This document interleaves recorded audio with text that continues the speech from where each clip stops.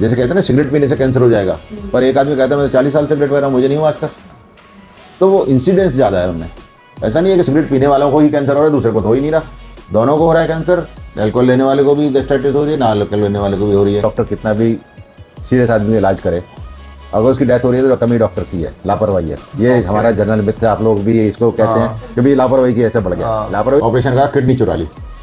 वो समझते नहीं है किडनी चोरी की ऐसी चीज़ नहीं है कि जिसे डाला जेब में ले गए, बाहर जाकर किसी और को फिट कर दी। पर हमने एक बहुत बड़ा ट्यूमर निकाला था पेट के अंदर, जो कि पूरे पेट में चिपक चुका था। So hello everyone, this is your journey show and आज का हमारा जो एपिसोड 6 है उसमें हमारे गेस्ट हैं doctor Rajeev Goyal sir and let's begin with this podcast.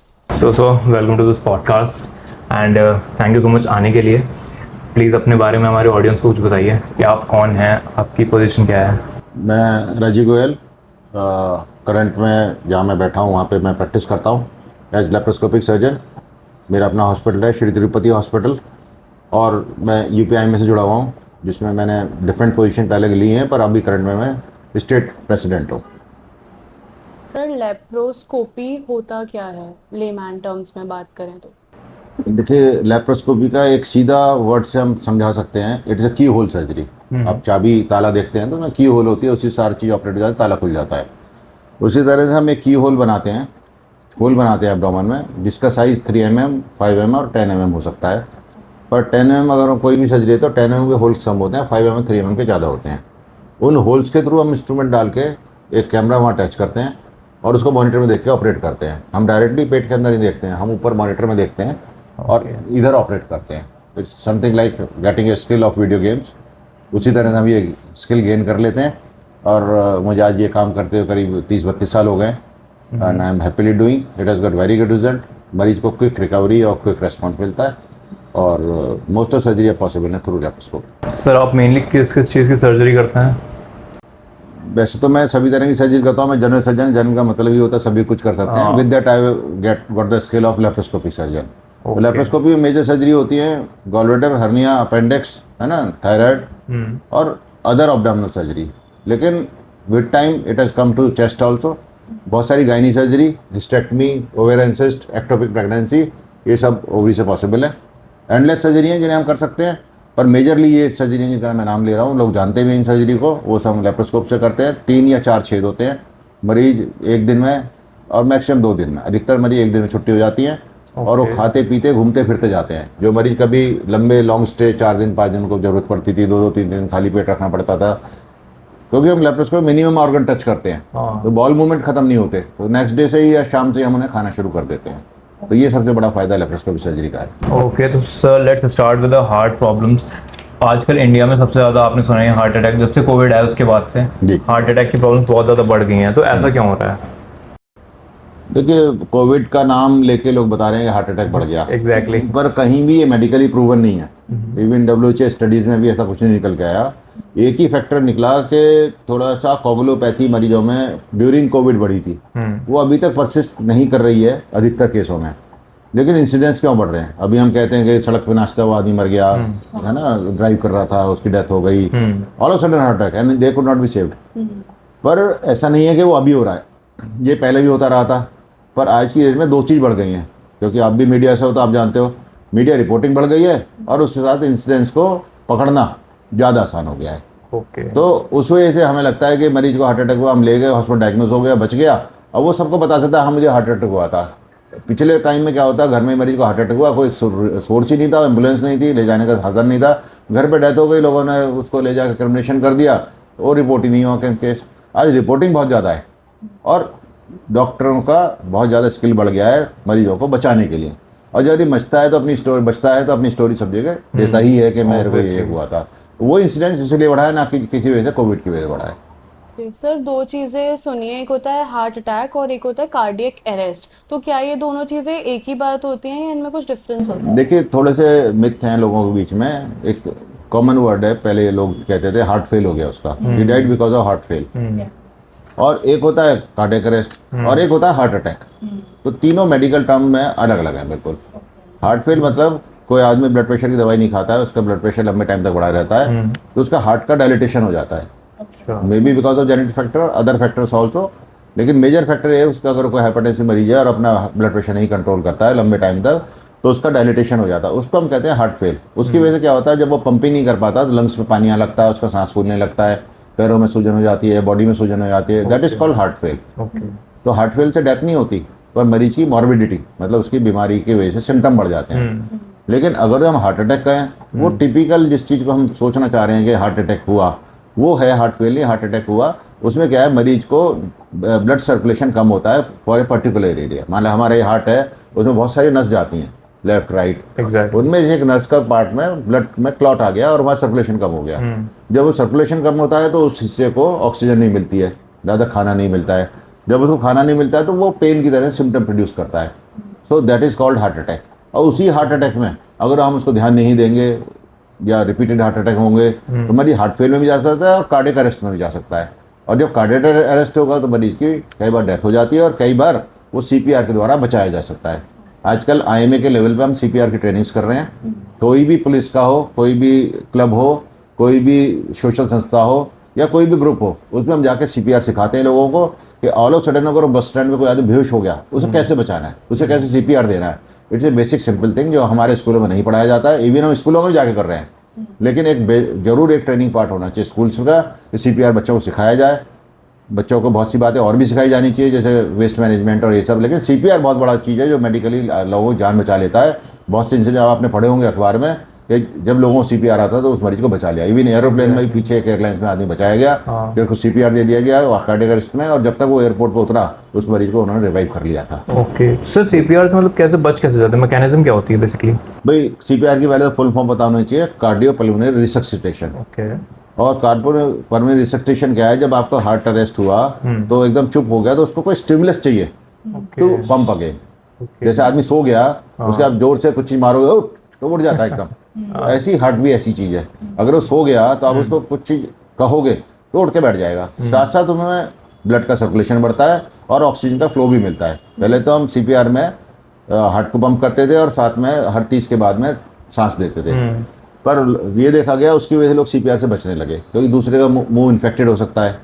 कोई आदमी अगर वो ऐसे पड़ा है तो आदमी सोचता है कौन इसको मुंह लगाएगा। एग्जैक्टली। तो वो उसकी वजह से CPR लोगों ने देना कम कर दिया, जो जनरल पब्लिक के थे। डॉक्टर को तो इसमें शर्म नहीं है, डॉक्टर सब कुछ करते हैं, इवन उनमें अम्बू वर्क भी होता है, ऑब्वियसली। लेकिन जनरल पब्लिक ने इसको एक्सेप्ट करना कम कर दिया। तो अब जो लेटेस्ट आया है कि आप पंपिंग करो रेगुलर। अगर आप माउथ टू माउथ रेस्पिरेशन भी नहीं दे सकते तो रेगुलर पंपिंग करो, उससे स्टिमुलस बनती है, उससे ऑक्सीजन भी आती है। जब हम पंप करते हैं लंग्स फैलते हैं, क्योंकि हम 30 से 90 मिनट डीप दबाते हैं और फिर छोड़ते हैं, तो लंग भी फैलता है, तो उससे ऑक्सीजन आती है और हार्ट को स्टिमुलस मिलता है, वो कई बार रिवाइव हो जाता है। और हमें CPR जब तक करना चाहिए जब तक कोई मेडिकल हेल्प ना आ जाए या हार्ट हमारा रिवाइव ना हो जाए। ओके। और बहुत अच्छा इंसिडेंस है बचने का इसमें। ओके सर, क्या हार्ट अटैक फैमिली हेरिडिटी से भी हो सकता है कि अगर आपकी फैमिली में कभी किसी को हार्ट अटैक आया है तो आगे चल के आपको भी हार्ट अटैक का रिस्क है? देखिए, बहुत सारी प्रॉब्लम हमारी जीन्स में आती हैं। ये जेनेटिक्स ये जो काम करती है, आपने देखा होगा जिनके घरों में बुजुर्ग 90 साल की उम्र तक या 85 साल की उम्र तक चले हैं, उनके बच्चे भी प्रोबेबिलिटी यही है कि उसी तरह चलेंगे, क्योंकि उन बुजुर्ग में जीन्स में कोई बीमारी नहीं रही होगी। एग्जैक्टली। क्योंकि कभी भी किसी मरीज को कोमॉर्बिडिटी है, शुगर है, ब्लड प्रेशर है, हाइपरटेंशन है, हार्ट की बीमारी है, तो लॉन्ग लाइफ नहीं होगा। जिनकी फैमिलीज में हार्ट की बीमारी होती है उनमें देखा गया है कि बहुत से लोग 60 साल में, 65 साल में, इवन 55 साल में भी उनकी हार्ट अटैक की या कार्डियक अरेस्ट से डेथ हो जाती है। पर मैं कहता हूँ अगर अब हम अपनी हेल्दी लाइफस्टाइल अपने मॉडिफिकेशन करें, डॉक्टर से रेगुलर मिलें, है ना, और बहुत सी चीज़ें हम बताते हैं उसको फॉलो करें, तो उसका भी लंबी लाइफ हम चला सकते हैं। लेकिन बशर्ते हमारे यहाँ क्या है कि एक बार डॉक्टर को दिखा लिया, पर्चा रख लिया जेब में, और वो 4 महीने 6 महीने उसकी दवाई खाएगा। और 5 साल वाला डॉक्टर भी आएगा, बोले जी आपका तो चल रहा है इलाज। बोले कब दिखाया था? 5 साल पहले आया था। स्टोरों से दवाई मिल रही हैं, जो हमारे पुराने पर्चों से दवाई मिल रही हैं, वो नुकसानदायक है, कभी फ़ायदेमंद नहीं है। तो यही है कि भी हमारे को जेनेटिक इंसिडेंस होता है बहुत सी बीमारियों का, एंडलेस है जो मैं बताऊंगा, लेकिन हार्ट में भी एक जेनेटिक इंसिडेंस हैं। जिनके यहाँ फैमिली प्रोफाइल है उनको बहुत कॉशियस रहना चाहिए और उनमें हार्ट अटैक की पॉसिबिलिटी ज़्यादा होती है। ओके सर, हार्ट अटैक के सिग्नल्स क्या होते हैं, मतलब कि आपको हार्ट अटैक आ सकता है, ऐसा कुछ सिम्टम्स? देखिए, सिम्टम तो अगर हम मोटे तौर पे बात करें जो जनरल पब्लिक यूज है, वो तो चेस्ट में पेन है ना। चेस्ट में pain is never typical pain के भी हम कहेंगे हर बार जो है लेफ्ट साइड पेन हो रहा है। लेफ्ट साइड पेन कम होता है, कई बार रेट्रोस्टर्नल पेन होता है इस तरह से, ओके है ना। रेट्रोस्टर्नल पेन हम कहते हैं यहाँ से गर्दन से लेकर यहाँ तक पेन होता है, जो एसिडिटी का भी हो सकता है। ऐसे इंसिडेंस आप डॉक्टर पे भी गए, उसने इसको हार्ट का ना समझ के गैस्ट्राइटिस का पेन समझ लिया, उसकी गलती नहीं है भाई। अगर वो उसने ईसीजी करेगा, वो आगे टीएमटी करेगा, इको करेगा, तो शायद पकड़ में आ जाएगा। मरीज इतना मौका ही नहीं देता। तो उन्होंने पेंडिंग की गोली दी और मरीज को हार्ट अटैक में उसको और स्थिति बिगड़ गई। तो इसलिए अगर डॉक्टर आपको ऐसे पेन में, किसी भी के रेट्रोस्टर्नल पेन है, लेफ्ट साइड पेन है, आपका सांस फूल रहा है, घबराहट हो रही है, पसीना आ रहा है, जो कि मेन सिम्टम है हार्ट अटैक के, ऐसे सिम्टम लोग खुद भी देखें तो तुरंत डॉक्टर को अप्रोच करें। चले ना, तुरंत आप वो व्हील चेयर का इस्तेमाल करें, और वो नहीं है तो कोई उन्हें उठा के ले जाए और गाड़ी से एम्बुलेंस में डॉक्टर के पास शिफ्ट कराए। नर्सिंग में भी आप कहें तुरंत एम्बुलेंस मंगाएं, वहाँ पहले से फ़ोन कर दें, अपने आसपास के नर्सिंग के फ़ोन नंबर रखें कि जी हम मरीज़ लेके आ रहे हैं, जरा आप व्हील चेयर बाहर कर भेज दें। और उसका इमीडिएट ईसीजी होना चाहिए कम से कम, और बायोमार्कर्स होने चाहिए जो हमारे होते हैं, ट्रॉपी, ट्रॉपाई, CPK-MB, ये सब तुरंत होने चाहिए। और उसके बेस पे डायग्नोस बना के मरीज का जो भी हो सकता है, इको होना है या TMT होना है, जो भी होना वो करा जाना चाहिए, और उसमें मरीज के बचने के चांस बहुत अच्छे हो जाते हैं। तो अगर किसी को हार्ट अटैक आता है तो उसको मतलब चलना नहीं चाहिए? चलना नहीं चाहिए, चलने से और स्ट्रेन पड़ता है और मरीज कोलैप्स कर सकता है। ओके उसको बिल्कुल सीधा लिटाना चाहिए, और उसका आपको लगता है पल्स नहीं है, BP कम है, थोड़ा पैर भी ऊपर 30 डिग्री ऊपर करने चाहिए। और अगर हार्ट पंप ही नहीं कर रहा, आपको नब्ज ही नहीं मिल रही है, उसको हिलाने पे, हाँ भाई बोलो क्या नाम है तुम्हारा, ठीक हो, आप नहीं बोल पा रहा है, तो आप समझ लो उसका हार्ट काम नहीं कर रहा है, उसकी CPR शुरू कर देनी चाहिए। ओके सर, हार्ट को हेल्दी रखने के लिए सबसे इम्पोर्टेंट ब्लड टेस्ट कौन से होते हैं? देखिए, ब्लड टेस्टों पे सीधा नहीं कूदना चाहिए। सबसे पहले तो समझना चाहिए कि हार्ट अटैक को आप खुद डील नहीं कर सकते। आप CPR खुद कर सकते हो, पर हार्ट अटैक को या हार्ट की प्रिवेंशन के लिए आप खुद नहीं डील करना चाहिए। अब जो हमारे चल गया कि वो आपने फ़ोन करा, वो घर में आ जाता है थैला लेके, ब्लड टेस्ट ले जाता है, तो वहाँ ना तो आप क्वालिटी जानते और ना ही वो आपको रिपोर्ट कभी देखता। वो ले गया, आपको मोबाइल पे अगले दिन रिपोर्ट भेज देगा, उसे ही नहीं पता उसने क्या रिपोर्ट कराई है और क्या रिपोर्ट में रिजल्ट है, उनका इन्फ्लुएंस। फिर आपको उसके लिए कोई डॉक्टर ढूंढना होता है। तो पहले ही ना डॉक्टर पे जाओ, वो रिलेवेंट टेस्ट देखेगा, आपको क्या फैमिली हिस्ट्री है, क्या जेनेटिक हिस्ट्री है, आपकी क्या कंडीशन है, आपकी क्या उम्र है, उस हिसाब से वो टेस्ट लिखेगा।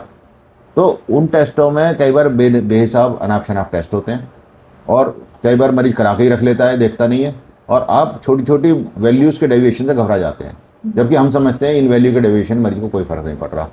तो आप एक डॉक्टर पर जाएँ, प्रॉपरली इसको दिखा के टेस्ट लिखवाएं, वो टेस्ट करवाएं, वो बेटर होगा। इसलिए ये ना सोचिए हार्ट अटैक में क्या क्या टेस्ट। फिर भी मैं कहूँगा अपनी लिपिड प्रोफाइल ठीक रखें। अगर लिपिड प्रोफाइल का ख़राब है तो उससे थोड़ा हार्ट का आपको रिस्क बन जाता है, कार्डियक रिस्क बन जाता है। बाकी टेस्ट तो फिर हॉस्पिटल में ही हो पाएंगे, डॉक्टर की कंसल्टेशन से हो पाएंगे। और लिपिड का भी अभी प्लस माइनस है, कुछ लोग अभी अगेंस्ट में आने लगे कि लिपिड प्रोफाइल ठीक रखने बावजूद भी अगर जेनेटिक फैक्टर है तो आपको हार्ट अटैक आ सकता है। सर, ये लिपिड प्रोफाइल जो आपने भी बताया, ये होता क्या है लिपिड? देखिए, इसमें बहुत सारी चीज़ें होती हैं। कोलेस्ट्रॉल आप मेन रोड से सब लोग जानते हैं, कोलेस्ट्रॉल होता है, HDL होता है, VLDL हो रहा है ना, उसमें ट्राइग्लिसराइड होता है, ये सब लिपिड प्रोफाइल के अंदर आते हैं। ये सब के अलग अलग वो हैं, जैसे HDL हाई डेंसिटी प्रोटीन्स होते हैं, VLDL very low density protein, तो इनको बॉडी में लो रखना चाहिए, हाई रखना चाहिए, सब पैरामीटर बताते हैं। सबकी दवाइयाँ हैं जो लोग खाते हैं, लिपिड का जी वो कोलेस्ट्रॉल की दवाई खा रहे हैं, तो वो ये लिपिड प्रोफाइल के लिए होती है, रेगुलेट करने के लिए। तो मैं फिर भी कहूँगा लिपिड प्रोफाइल रेगुलेट करने की दवा खानी चाहिए अगर आपका बढ़ा है। लेकिन मैंने ये देखा है, मेरा पर्सनल एक्सपीरियंस भी है, और आज की स्टडीज़ भी ऐसी आ रहे हैं आजकल नई रिसेंट स्टडीज़ में, कि लिपिड प्रोफाइल उन्हीं लोगों में बढ़ती है जिनकी फैमिली हिस्ट्री है। अगर जिसके फादर की लिपिड प्रोफाइल बड़ी होगी, उसके बच्चों की भी लिपिड प्रोफाइल एक एज पे आके बढ़ जाएगी। और जिनकी लिपिड प्रोफाइल नहीं बढ़ती है फैमिली में, मैं अपना पर्सनल भी एग्जांपल लूँ, मेरे फादर की लिपिड प्रोफाइल आज 90 साल की उम्र में, he is alive, he is doing well, सब अच्छा मेंटेन कर रहे हैं, पर आज तक उनकी ब्लड रिपोर्ट में कोई कमी नहीं आती, ना शुगर आती, ना लिपिड प्रोफाइल आती, ना उनको यूरिया क्रिएटिनिन आती, सब नॉर्मल है। Same way I am following him, तो मेरी लिपिड प्रोफाइल कभी गड़बड़ नहीं आती। तो वो मेरे को जेनेटिक्स है, और जिनकी जेनेटिक्स में ऐसी लिपिड प्रोफाइल है वो उनकी बढ़ जाएगी, चाहे वो 25 साल के हैं, 50 साल के हैं, 40 साल के हैं। दवाई खा लो, बंद करो 6 महीने बाद, फिर लिपिड प्रोफाइल बढ़ जाएगी। अभी ऐसा है, इन दवाइयों खाने को ज़्यादा फायदा नहीं है, पर फिर भी अभी हम रिकमेंड कर रहे हैं और खानी चाहिए। तो सर कई बार होता है, एक मेरा जानने वाला है, तो उसकी ये प्रॉब्लम है कि जब वो रात में सोता है, बेसिकली वो नाइट शिफ्ट का बंदा है, तो सुबह जाके खाना पीना खा के आराम से वॉक करके सो जाता है, तो वो बताता था कि जब मैं सोता हूँ तो मेरे को 3-4 दिन से हैवीनेस हार्ट में फील होती है जब मैं लेटता हूँ। तो उसने अपनी ईसीजी कराई, डॉक्टर को दिखाया जाके, तो सब कुछ नॉर्मल आया। तो डॉक्टर सेड कि आपकी एंजाइटी की वजह से आपको एक बार हुआ होगा, फिर आपने एंजाइटी ली होगी, तो इस वजह से आपको और होने लग गया है। तो ऐसा भी कुछ होता है? मैं समझता हूँ उनका परसेप्शन जो था कि भी मुझे हार्ट अटैक या हार्ट के पेन है, ऐसा नहीं था। वो जब खाना खा के लेटते हैं, हैवी मील के बाद लेटते हैं, तो मील का रिगर्जिटेशन होता है इनटू द चेस्ट। हमारे इसोफेगस है, जहाँ से हम खाना चलते हैं, वो इसोफेगस होती है, उसमें को खाना उल्टा चलने लगता है। तो हमारे स्टमक में एसिडिक मीडियम होता है, जब हम खाना खा लेते हैं तो एसिड सिक्रीट होता है उसको डाइजेस्ट करने के लिए। एग्जैक्टली। और इसोफेगस में कोई एसिडिक वो झेलने की क्षमता नहीं होती। स्टमक में एसिड खाना झेलने की क्षमता होती है। तो जब वो उल्टा चलता है तो वो एसिड आपको रेट्रोस्टेनल हैवीनेस और चेस्ट पेन की एक तरह से वो दिक्कत पैदा करता है। तो वो हार्ट अटैक ना होके हो सकता है रिफ्लक्स ऑफ मील और इसोफेजाइटिस रहा हो, और मे भी उनको हाइपरसेरेनिया रहा हो, तो उनको एक डॉक्टर कंसल्टेशन करनी चाहिए प्रॉपर, और उनको एक एंडोस्कोपी करानी चाहिए और प्रॉपर दवाइयाँ खानी चाहिए, शायद उससे बेटर हो जाए। दूसरा, लेट नाइट मील या खाना खाते सोने की हैबिट ख़त्म करनी चाहिए। खाना खाने के बाद हमें कुछ देर वॉक जरूर करनी चाहिए और अपराइट रहना चाहिए, उसके बाद ही सोना चाहिए। सर, जो प्री वर्कआउट मील्स होते हैं या जो एनर्जी ड्रिंक्स होती हैं, कहा जाता है वो हार्ट के लिए रिस्की होती हैं, लेकिन आजकल जो यूथ है वो जिम फ्रीक्स हैं, तो वो इन चीज़ों का कंजम्पशन बहुत ज़्यादा कर रहे हैं। तो क्या ये सच में हार्ट के लिए रिस्की है? देखिए, जो यूथ है ना आजकल, वो व्हाट्सएप से और यूट्यूब से चलते हैं, है ना। और व्हाट्सएप यूट्यूब क्या बेचता है? जो जिसमें प्रॉफिट होता है। एग्जैक्टली। जिम जाना बहुत अच्छी बात है, पर उस जिम को एक तो एग्जीक्यूट करना, कि अपनी बॉडी को इतना आप स्ट्रेस कर दो कि उसको आप लॉन्ग लाइफ मेंटेन ना कर पाओ। उतनी ही एक्सरसाइज करो, उतनी ही तरह की एक्सरसाइज करो जो लंबे टाइम तक आप चला पाओ। हैवी जिम करके आप अगर वो मसल बना लोगे तो वो फॉर एवर नहीं होगी। जिस दिन आप जिम छोड़ोगे इतनी ज़्यादा थुल हो जाओगे, लटक जाओगे, आप सार्कोपेनिया में चले जाओगे। तो इसलिए कोई भी आर्टिफिशियल मील और आर्टिफिशियल ड्रिंक रिकमेंडिंग नहीं है। जो कैफीन प्रोडक्ट हैं, हाई शुगर प्रोडक्ट हैं, जितने भी शुगरी सिरप वाले प्रोडक्ट्स हैं, नहीं लेने चाहिए, रिकमेंडेड नहीं है। वो इमीडिएट एनर्जी की फीलिंग तो देते हैं, पर वो लॉन्ग रन में कभी ठीक नहीं है, आपकी बॉडी सिस्टम को बिगाड़ रहे हैं।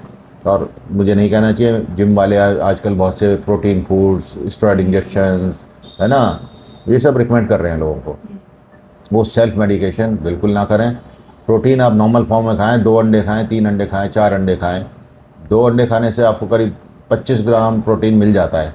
तो अगर आप सुबह ब्रेकफास्ट में 2 रोज अंडे खाएं, आपको मसल बनानी है तो 4 से 6 अंडे भी खा सकते हैं, उससे ज़्यादा वो भी नहीं लेंगे। एक्सेस प्रोटीन भी किडनी को डैमेज करता है। और ये जो प्रोटीन्स आ रहे हैं, जो सस्ते प्रोटीन्स हैं, या इवन इम्पोर्टेड ग्राम पे भी जो प्रोटीन आ रहे हैं, सब मुरादनगर और इस सब की छोटे इलाकों में बन रहे हैं, कमरों में एक में, और उनमें सब में स्टेरॉइड मिलाए जा रहे हैं। और मैं तो रिकमेंड नहीं करूँगा। आप नेचुरल फॉर्म में जो अवेलेबल प्रोटीन्स वही लें, अननेचुरल ये शुगरी सिरप और प्रोटीन पाउडर्स ना लें। सर, ये प्रोटीन्स क्या होते हैं और प्रोटीन से एक्चुअली मसल्स बनती कैसे और डैमेज कैसे हो सकती है हम लोग की बॉडी इनसे? देखिए, प्रोटीन एक हमारा एक बॉडी में हमको शुगर, कार्बोहाइड्रेट, प्रोटीन और फैट, 4 चीज़ें होती हैं जिनका बैलेंस डाइट हमें लेनी चाहिए। तो प्रॉपर बैलेंस बना के चलना चाहिए। ऑल्दो अभी हम लोग डाइट कॉन्शियस हो रहे हैं, वेट कॉन्शियस हो रहे हैं, तो बहुत सी चीज़ें आ गई हैं। कभी कार्बोहाइड्रेट कट करना चाहिए, प्रोटीन बढ़ाना चाहिए, फैट कट करना चाहिए, और शुगर तो करीब करीब 0 ही करनी चाहिए। तो ये तो डाइट कॉन्सेप्ट आ गया। लेकिन ऐसा भी नहीं है कि आप 0 कार्बोहाइड्रेट कर दो, उसको रिड्यूस कर दो। आपकी मेन, हमारे क्या है, वेजिटेरियन प्रॉब्लम क्या है कि मेन हमारा स्टेपल फूड जो है वो कार्बोहाइड्रेट है, प्रोटीन उसमें बहुत कम है। बहुत कम है।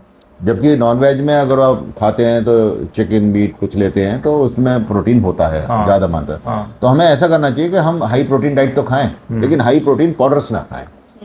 तो दाल है, सोयाबीन है, सीरियल्स हैं, है ना, आपकी कॉर्नफ्लेक्स है, ओटमील्स हैं, इन सबको अपनी डाइट में बढ़ावा दें।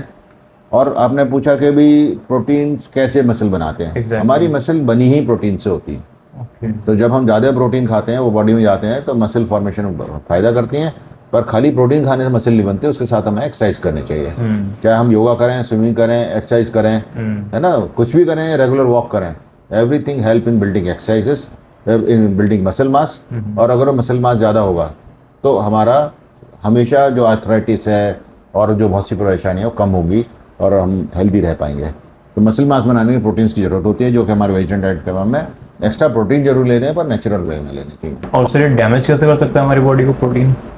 डैमेज नहीं करता है अगर आप एक्सेसिव प्रोटीन लेते हो और ना ऑल ऑफ सडन छोड़ देते हो। भाई आदमी 5,000 का डिब्बा ला रहा है प्रोटीन पाउडर का, कब तक लाएगा?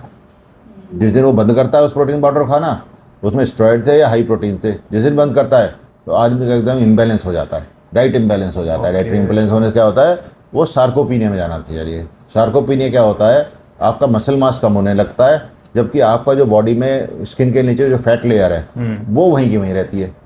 तो सबसे पहले प्रोटीन छोड़ते ही आपका मसल मास कम होना शुरू हो जाता है, आप एकदम थुल हो जाते हो, और उस चीज़ को हम सार्कोपीनिया कहते हैं। डेफिशिएंसी ऑफ प्रोटीन की वजह से सार्कोपीनिया होता है, मसल मास खत्म हो जाता है। बहुत से लोग उस वजह से ऐसा भी हुआ है कि एडमिट तक हुए हैं हॉस्पिटल्स में। तो उसको अवॉइड करना चाहिए। अनबैलेंस अननेचुरल डाइट हमेशा अवॉइड करनी चाहिए।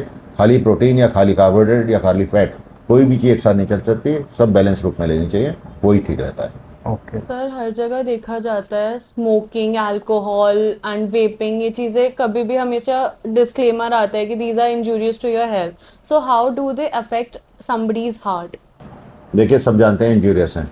हम तंबाकू खरीदते हैं, सिगरेट खरीदते हैं, उसके ऊपर बना होता है, एग्जैक्टली। वो तो बना होता है, हम उसको प्रैक्टिकली देखते हैं। मैंने कितने ही केस यहाँ पे अपने CHE का हम ऑपरेट करते हैं, यहाँ पे जो कैंसर हो जाता है तंबाकू खाने से। और मेरे ही एक जानकार हैं यहाँ पे, मैं नाम नहीं लूँगा, उनका ड्राइवर था, तंबाकू खाता। मैंने एक बार उसे पकड़ा था, मैं कहा क्यों खाते हो? है जी कुछ नहीं होता। और वही मेरे पास आया, उसको CHE हो गया। अब कहता है ये बच्चे छोटे हैं, ये हैं। मैंने कहा भाई ये तो अब नहीं फॉलो करोगे, इंस्ट्रक्शन उस पर लिखी हैं तो वो होगा ही होगा। पर किसी भी रूप में आप जो तीनों चार चीज़ बता रहे हैं, मैं रिकमेंड नहीं करूँगा। एल्कोहल एक लिमिट तक डॉक्टर परमिट करते हैं, दैट इज़ 30 ml के 2 पैक इन अ वीक। ये नहीं कि आप रेगुलर एल्कोहल ले रहे हैं, आप 250 ml एक बार में पी जा रहे हैं, है ना, हफ्ते में 5 दिन पी रहे हैं, वो नहीं होना चाहिए। रिकमेंड इसलिए करते हैं लोग नहीं छोड़ पा रहे, तो वरना मैं तो रिकमेंड करूँगा नहीं लो। दूसरा, स्मोकिंग में कोई फ़ायदा नहीं है, एक भी सिगरेट की स्मोकिंग डेंजरस है। अगर आप एक सिगरेट स्मोकर का लंग देखेंगे और एक नॉर्मल आदमी का लंग देखेंगे, जमीन आसमान हो रहा है एकदम, वो काला निकलेगा। उसमें कार्बन जमा होगा, उसको निचोड़ोगे तो काला रंग का पानी निकलेगा। नॉर्मल आदमी का लंग लाल होगा, ब्लैकिश रेड होगा, पर वो बिल्कुल डिफरेंट होगा, चारकोल की तरह काला नहीं होगा। और वेपिंग बिल्कुल आई थी, सिगरेट छुटाने के लिए लोगों ने वेपिंग शुरू करी। ई स्मोकिंग शायद कई जगह परमिट थी और नॉर्मल सिगरेट परमिटेड नहीं थी, इसलिए वेपिंग आई। लेकिन वेपिंग कहीं से भी फायदेमंद नहीं है, उसमें हैवी ऑर्गेनिक्स होते हैं जो धुआं बनाते हैं, क्योंकि आपको चाहिए तो धुआं ही ना। और किसी भी फॉर्म में धुआं को लंग्स में जा रहा है तो आपके बॉडी सिस्टम खराब कर रहा है। Nothing is recommended. Sometime people say vaping is more dangerous than smoking, पर both the things are dangerous. Never do anything. और अगर छोड़ना है तो मेडिकल कंसल्टेशन में आप सिगरेट छोड़िए, छुट जाएंगी। अगर आप में दृढ़ निश्चय होगा छोड़ने का तो अल्कोहल, सिगरेट सब छूट सकती है। तो जो अल्कोहल होती है वो डाइजेशन में भी हेल्प करती है। लोग बोलते हैं कि खाने के बाद मैं एक पैक मार लेता हूँ, डाइजेशन में हेल्प करता है। मुझे अगर कोई काम करना है तो 10 बहाने मिल जाते हैं। मुझे डॉक्टर पे नहीं जाना तो 10 बहाने मिल जाते हैं, है ना। तो वो तो सब मिथ्या है।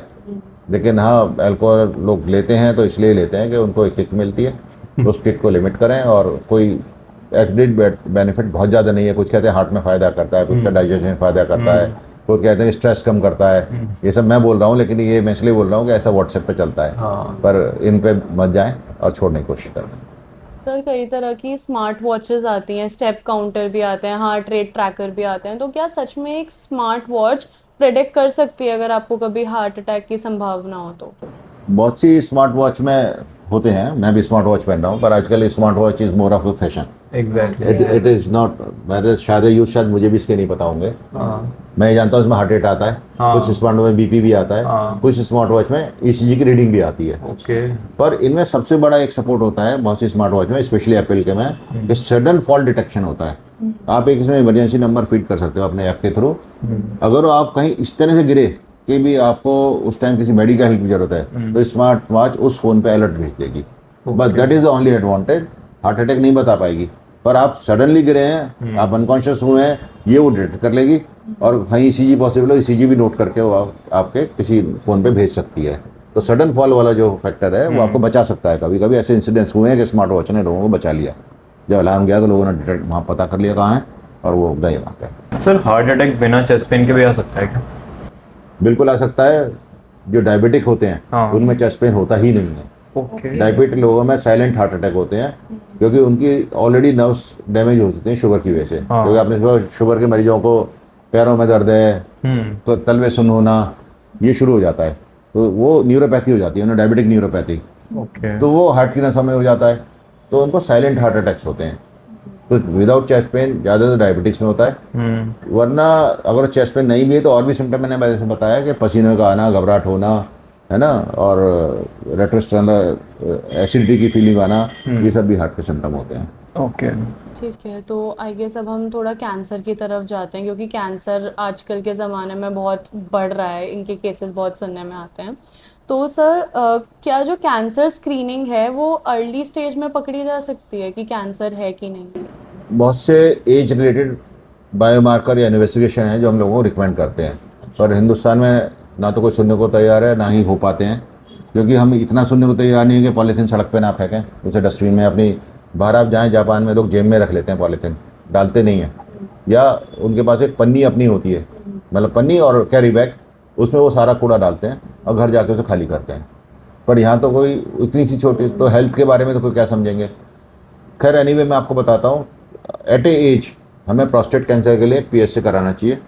उसका इंटरवल और सबका अलग अलग है, इसलिए मैं सारा कुछ तो नहीं बताऊँगा, पर प्रोस्टेट के लिए PSA कराना चाहिए, ब्रेस्ट के लिए मेमोग्राफी करानी चाहिए, सेल्फ एग्जामिनेशन करना चाहिए, और कभी कभी डॉक्टर से मिलना चाहिए, स्पेशली अगर आपको ब्रेस्ट कैंसर की फैमिली हिस्ट्री है, क्योंकि cancer goes in family. Exactly. ठीक है, ओवेरियन कैंसर के लिए भी आप, अगर वो फैमिली हिस्ट्री है तो अल्ट्रासाउंड करा सकते हैं, CA-125 करा सकते हैं। आप ब्रेस्ट कैंसर की भी हिस्ट्री है तो आप BRCA1 BRCA2 जीन्स का एनालिसिस करा सकते हैं, उससे पता चल जाता है कि आपको पॉसिबिलिटी है नहीं है। और हमारे यहाँ तो बहुत कम है, लेकिन एक कोलोनोस्कोपी होती है 45 ईयर्स के बाद में, आपको एक रेगुलर कोलोनोस्कोपी भी करानी चाहिए कि आपके आंतों में, बड़ी आंत में पॉलिप वगैरह नहीं जो कि आंतों का कैंसर को डेवलप करते हैं। तो ये सब कैंसर हैं जो इजीली डिटेक्टेबल हैं बाय बायोमार्कर्स और इन्वेस्टिगेशंस। अगर लोग उसको फॉलो करें, अर्ली कैंसर पकड़ा जाएगा। देखो कैंसर रुकता तो नहीं, पर अर्ली पकड़ सकते हैं, और अर्ली कैंसर में लाइफ 100% है। लेट कैंसर में जितना आप लेट करोगे उतनी लाइफ का इंसिडेंस कम हो जाएगा आपको। हम 5 ईयर लाइफ मानते हैं कैंसर में कितने लोगों की है, तो वो 5 ईयर लाइफ उन्हीं की कम होती है जो लेट केस आते हैं हम पे। अर्ली केस को तो हम पूरी लाइफ दे पाते हैं बहुत सारे कैंसरों में। कुछ कैंसर हमारे कंट्रोल में नहीं है, पर इधर ब्रेस्ट कैंसर को जल्दी आएगा पूरा 100% बचा लेंगे। प्रोस्टेट कैंसर जल्दी है 100% उसकी प्रोस्टेट कैंसर बचा लेंगे, है ना। लंग कैंसर एक ऐसी चीज़ है कई बार हम नहीं कर पाते हैं। लिम्फोमाज हैं, बहुत अच्छा ट्रीटमेंट है, तो आज अलर्ट रहें और जल्दी डॉक्टर के पास जाएं तो बच सकते हैं आप। सर कैंसर जेनेटिक्स से ही होता है या हमारे लाइफस्टाइल भी इक्वली रिस्पॉन्सिबल है? दोनों जिम्मेवार हैं, जेनेटिक्स, प्रेडिस्पोजिशन और लाइफस्टाइल दोनों जिम्मेवार हैं। ऐसा नहीं है खाली उन्हीं को कैंसर हो रहा है जिनके घर में पहले कैंसर हुआ है, कैंसर उनको भी जिनके घर में हुआ। एग्जैक्टली। तो genetic predisposition is one of the factor. जैसे कहते हैं ना सिगरेट पीने से कैंसर हो जाएगा, पर एक आदमी कहता है मैं तो 40 साल से सिगरेट पी रहा हूँ, मुझे नहीं हुआ आज तक। तो वो इंसिडेंस ज़्यादा है उनमें। ऐसा नहीं है कि सिगरेट पीने वालों को ही कैंसर हो रहा है, दूसरे को तो हो ही नहीं रहा। दोनों को हो रहा है कैंसर। अल्कोहल लेने वाले को भी गैस्ट्राइटिस हो रही है, ना अल्कोहल लेने वाले को भी हो रही है कैंसर। सिगरेट पीने वाले को भी हो रहा है, नहीं पीने वाले को भी हो रहा है। लेकिन अगर वो मानोगे, अगर वो 4 चीज़ अलग हमने पकड़े तो वो 4 में से 3 सिगरेट पीने वालों को होंगे और 1 बिना सिगरेट पीने वालों को होगा। इतना इंसिडेंस में फ़र्क आ जाता है। हम यही कहते हैं कि जो इंसिडेंसेस नोन है कैंसर डेवलप करने के, उनको अवॉइड करें और अपनी लाइफस्टाइल इंप्रूव करें। सर ओबेसिटी कितना रोल प्ले करता है कैंसर की तरफ जाने में? देखिए ओबेसिटी दुश्मन है सब चीज़ों का। थोड़ा अगर ओबेसिटी एलोबरेटली हम कभी बात करेंगे तो मैं आपको बताऊंगा। हम ओबेसिटी मैनेजमेंट करते हैं, क्योंकि मैं लेप्रोसिस सर्जन हूँ, तो हम बेरेटिक सर्जरी करते हैं। स्टमक की छोटा करना या डाइवर्ट करना फूड को, उससे मरीज का 20 से 25 किलो तक वजन कम होता है। मैं इंसिडेंस आ गया तो बता दिया आपको। वो हम करते हैं, और भी बहुत सारे मेथड होते हैं, पर वो जब भी होते हैं जब मरीज का डाइट एक्सरसाइज वाला सिस्टम फेल हो जाए और वो मॉर्बिड ओबेसिटी में हो। लेकिन ओबेसिटी आपका कैंसर, ओबेसिटी से ब्लड प्रेशर भी बढ़ता है, ओबेसिटी से शुगर भी बढ़ती है, डायबिटीज़ का इंसिडेंस बढ़ता है, और ओबेसिटी से बहुत सारे कैंसर भी नोन है जो बढ़ते हैं। इवन ब्रेस्ट कैंसर को कहा जाता है जो ओबीज पेशेंट में है उनमें ब्रेस्ट कैंसर ज़्यादा भी होता है और लेट भी डिटेक्ट होता है, क्योंकि ब्रेस्ट हैवी होती हैं। छोटा मोटा कैंसर हाथ ही नहीं आता, इवन मेमोग्राफी में हम फेल हो सकते हैं। तो ओबेसिटी हर तरह से नुकसानदायक है, और कैंसर इंसिडेंस ओबेसिटी में बिल्कुल ज़्यादा होते हैं। सर ओबेसिटी से कैंसर हो कैसे जाता है? हो नहीं जाता, कई बार डिटेक्शन लेट हो जाता है, ओके, है ना। और फिर मेटाबॉलिक इरेगुलरिटी होती है ना, BMI ज़्यादा होता है, तो it leads to cancer development. Okay sir, cancer के सबसे कॉमन अर्ली वार्निंग साइंस क्या होता है? देखिए साइंस तो डॉक्टर ही पहचान सकता है। आप मरीज को हम यही रिकमेंड करते हैं अपनी परेशानी लेके डॉक्टर से मिलें, वो शायद बहुत सी चीज़ें पहचान सकता है जो आप जानेंगे। अब मैं कह रहा हूँ कि प्रोस्टेट कैंसर का इंसिडेंस है पेशाब के फ्लो का कम हो जाना, ओके, अब जिसका भी पेशाब फ्लो कम हो, कैंसर का तो मरीज नहीं हो सकता, वो तो हम ही पहचान सकते हैं। एग्जैक्टली। तो इसलिए उन सिम्टम्स में ना जाएं, हाँ। अपनी परेशानियों को लेके टाइम टू टाइम डॉक्टर को मिलें, अपडेट करें, बात करें, और उनसे पूछे भी हमें इस एज में क्या टेस्ट करा लेने चाहिए which are related to cancer. Sir आज के टाइम में सबसे प्रिवेंटेबल कैंसर कौन सा है जो ठीक है, ये सेफेस्ट है कि हो गया तो कोई नहीं, ठीक हो जाएगा, ऐसा? सेफेस्ट कोई कैंसर नहीं है, पर early detection cancer is safe. पर प्रिवेंटेबल कैंसर भी कोई नहीं है। आप कैंसर प्रिवेंट नहीं कर सकते, अर्ली डिटेक्ट कर सकते हो। पर अगर अर्ली डिटेक्शन, जैसे मैंने बताया, हम ब्रेस्ट कैंसर में 100% लाइफ की गारंटी करते हैं अगर वो टाइम पे मिल जाए। ट्यूमर साइज 2 सेंटीमीटर, ज़्यादा बोल रहा हूँ, पर 2 सेंटीमीटर छोटा होना चाहिए, लिम्फ नोड नहीं होनी चाहिए, स्किन का या डीप टिश्यू का इन्वॉल्वमेंट नहीं होना चाहिए। उस ब्रेस्ट कैंसर को हम 100% बचा लेते हैं, चाहे सर्जरी से, चाहे रेडियोथेरेपी से या कीमोथेरेपी से। पर 100% उसकी लाइफ बच सकती है अगर अर्ली हमसे वो मिल जाए तो। सर आपके पास कैंसर की कौन सी एज ग्रुप के सबसे ज़्यादा पेशेंट्स आते हैं? कैंसर की एज ग्रुप के, मतलब आपके पास जो पेशेंट्स कैंसर अब प्रेवलेंस सारे एजों में है। अब फिर ये कहेंगे कि पहले तो लोगों को कैंसर 50 साल में होता था, 40 साल में होता था, एग्जैक्टली। लेकिन कैंसर आज भी उसी एज में होता है जिस एज में पहले होता था। उसका डिटेक्शन बढ़ गया है, लोग कॉन्शियस हो गए हैं। Okay. पहले आप कितने कैंसर अस्पताल देखते थे? आज गाजियाबाद के आसपास ही कम से कम 20 अस्पताल कैंसर के होंगे, सिर्फ कैंसर के। और उसमें 20 अस्पताल में फुल ओपीडी मिलेगी आपको। वो इसलिए नहीं है कि कैंसर का इंसिडेंस बढ़ गया, वो इसलिए डिटेक्शन बढ़ गया, लोगों में कॉन्शियसनेस बढ़ गई इलाज की, और वो लोग सब जाके अस्पताल में इलाज करा रहे हैं। तो एज सारी है, पर हाँ फिर भी cancer is more known in after second part of life. 40 years 50 years के बाद कैंसर ज़्यादा होता है। लेकिन आप ये नहीं कह सकते 30 साल की लेडी को ब्रेस्ट कैंसर या सीए सर्विक्स नहीं हो सकता। Okay. बिल्कुल हो सकता है। सर हेल्दी डाइट का मतलब एक्सपेंसिव डाइट होता है या बैलेंस डाइट? मतलब लोग सोचते हैं कि महंगा सामान खाएंगे, राशन की दुकान पे जाते हैं, वो बोलता है नहीं भैया 400 रुपये वाले बादाम ले जाओ, 200 वाले मत ले जाओ, तो वो सोचते हैं ठीक है ये हमारे लिए ज़्यादा अच्छा होगा, हेल्दी होगा। तो क्या एक्सपेंसिव खाना हेल्दी हो, ये ज़रूरी है? नहीं, पहली बात तो ये मिथ है कि भाई हम एक्सपेंसिव खाना खाएंगे, क्योंकि एक्सपेंसिव खाना तो डिपेंड कर सकता है कहाँ प्रोड्यूस हुआ, उसकी क्राइसिस कितनी है, उसका खाने वाले कितने हैं और उसकी प्रोडक्शन कितनी है, उस हिसाब से चल सकता है। और बहुत सी चीज़ें सेल करने के लिए भी एक्सपेंसिव बनाई जाती हैं, उन पर प्रमोशनल वीडियो डाले जाते हैं और एक्सपेंसिव बना दिया जाता है। तो एक्सपेंसिव खाने में कभी नहीं जाएँ, उसके कंटेंट पे जाएँ, उसकी क्वालिटी पे जाएँ, उसकी सोर्स पे जाएँ और उस हिसाब से खाना सिलेक्ट करें। वो आप आसानी सर्च कर सकते हैं, आजकल तो हर चीज़ के इंग्रेडिएंट गूगल पे मिल जाते हैं, तो उस हिसाब से चलें, ना कि कॉस्ट पे चलें। ओके सर, क्या हर लंप कैंसर हो सकता है? अभी आज हमने 2 लंप निकाले, एक पैर में था और एक सिर में था, और दोनों ही कैंसर नहीं थे, और वो हम देखने से बताते हैं कैंसर नहीं है। बहुत से लंप होते हैं जिन्हें पहचानते हैं हम, और हम पहले ही बता देते हैं कैंसर नहीं है। तो हर लंप कैंसर नहीं है। सर जिन फीमेल्स का यूट्रस या ओवरी रिमूवल होता है, तो आजकल काफ़ी केसेस देखे जा रहे हैं कि उनके अंदर कैंसर सेल एम्बेड हो जाता है एंड वो इतना बढ़ जाता है कि वो क्योरेबल ही नहीं होता and it eventually leads to death. तो क्या कुछ ऐसी लापरवाही होती है उनके ऑपरेशन में जिसकी वजह से ये स्टेज आती है? सबसे पहले ये डॉक्टर कितना भी सीरियस आदमी का इलाज करे, अगर उसकी डेथ हो रही है तो कमी डॉक्टर की है, लापरवाही है। ये हमारा जनरल मिथ है, आप लोग भी इसको कहते हैं कि भाई लापरवाही की ऐसे बढ़ गया। लापरवाही से नहीं बढ़ गया, आपने लेट डिटेक्शन करवाया, लेट डॉक्टर पे गए, लेट ट्रीटमेंट कराया, पहले आयुर्वेदिक, होम्योपैथिक और पता नहीं क्या क्या है उनके चक्करों में पड़े रहे, उससे लेट होने की वजह से आपकी सेल फैल गई। डॉक्टर क्यों सेल फैलाएगा? डॉक्टर तो हर चीज़ को समझता है। जितनी डीपली स्टडी के द्वारा एलोपैथी ने एनाटमी समझी है, बायोलॉजी समझी है, आपकी बॉडी के लेवल के हार्मोन्स को समझा है, वो शायद कोई पैथी नहीं जानती।